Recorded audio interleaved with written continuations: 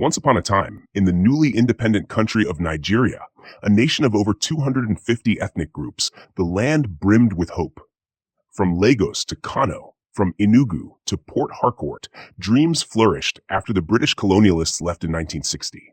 But within the walls of unity, old ethnic rivalries festered. In the north were the House of Fulani, politically dominant and conservative. In the west, the Yoruba, culturally rich and economically powerful. And in the east, the Igbo, ambitious and entrepreneurial. Each region had its champions. Each had its fears. Among the young officers in the army were two men whose names would be etched into the bones of history.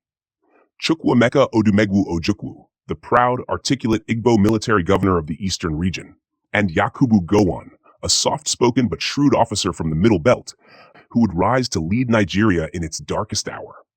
In January 1966, a coup erupted, led mostly by Igbo officers. Politicians were murdered, including the northern premier, Ahmadu Bello, and the prime minister, Tafawa Balewa. Though the coup failed, the fear of Igbo domination spread like wildfire in the north. Chapter 1: The Fire Spreads, 1966. In July 1966, a counter-coup roared through the barracks. Northern officers, angry and grieving, struck back. The streets of Kano, Zaria, and Kaduna ran red with the blood of Igbo civilians. Tens of thousands were killed in pogroms. Survivors fled south and east, many to Enugu, the eastern region's capital. Major General Yakubu Gowon emerged as Nigeria's new head of state. But the east grew restless. Ojukwu in Enugu demanded justice and autonomy. Gowon tried negotiation. In January 1967, they met in Aburi, Ghana, under the watchful eyes of General Ankara and Commonwealth mediators. They agreed on a confederal structure, the Aburi Accord, but back home, implementation fell apart. Distrust had taken root. Chapter 2: Secession and the Roar of War, 1967. On May 30, 1967, Ojukwu, with the support of Eastern elders and intellectuals, declared the independent Republic of Biafra. Fireworks lit up Enugu. The people danced, believing they were free at last. But in Lagos, the news was seen as treason. On July 6, 1967, the Nigerian army crossed the Niger River and the Civil War began. The battleground spanned from Suka to Onitsha, Port Harcourt to the swamps of the Niger Delta. The Nigerian army launched Operation Unicord, then Operation Tiger Claw, to crush Biafra. Biafran troops, though outnumbered, fought fiercely, led by generals like Philip Effiong and Alexander Madiabo. Chapter 3: War Without Bread, 1968 to 1969. As the war raged, Biafra lost city after city. Enugu fell. The capital moved to Umuahia, then to Owerri. But worse than bullets was hunger. The Nigerian government imposed a blockade. Biafra, landlocked and surrounded, withered. Starvation gripped children and mothers. Their swollen bellies and hollow eyes shocked the world. International humanitarian organizations, especially the Red Cross and Caritas, rushed to help. French doctors, appalled, created Médecins Sans Frontières, Doctors Without Borders, from their experiences in Biafra. Chapter 4: A War of Propaganda and Politics. Internationally, the war was also a chess game. France, driven by anti-British sentiment and oil interests, gave covert support to Biafra, weapons, aid, and media coverage. Portugal, then under a dictatorship, allowed Biafran planes to refuel in its African colonies.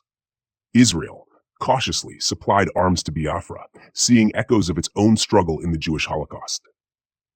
South Africa and Rhodesia, white minority regimes, indirectly supported Biafra, seeing a chance to weaken African unity. On the other side, Britain, Nigeria's former colonial ruler, backed the federal government, supplying military equipment and advisors. The Soviet Union, surprisingly aligned with Britain, provided MiG fighter jets and pilots. The United States, under President Johnson, officially remained neutral, but tilted toward Nigeria to maintain access to oil and avoid worsening Cold War tensions. In Lisbon, Paris, and London, newspapers splashed headlines of Biafra's plight. Public opinion in Europe turned against Nigeria, but geopolitics overruled emotion. Chapter 5: The Final Collapse, 1970.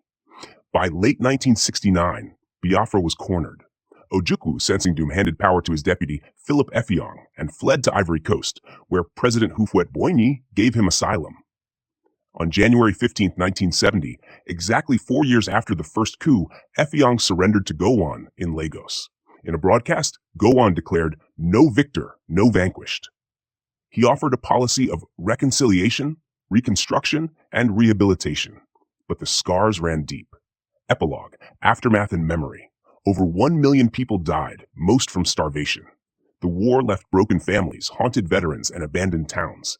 Nigeria remained united, but its foundation cracked.